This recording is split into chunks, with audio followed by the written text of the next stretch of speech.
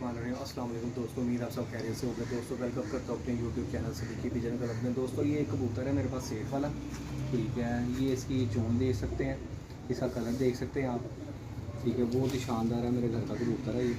तो ये आई इसका आपको शौक करवाते हैं।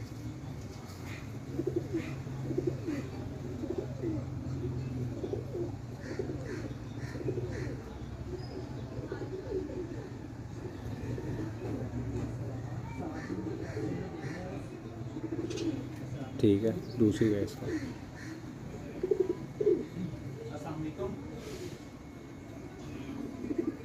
बहुत शानदार है, ये देख सकते हैं आप।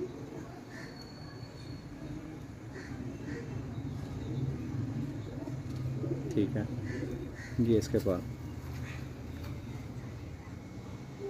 क्रीजों में है कबूतर ना। ये दूसरी साइड,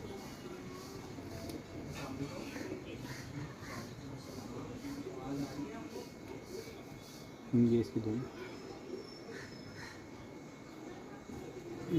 ये इसके पंजे। ठीक है दोस्तों, मेरे चैनल को लाइक करें, सब्सक्राइब करें, शेयर करें। ओके जी, अल्लाह हाफ़िज़। ठीक है।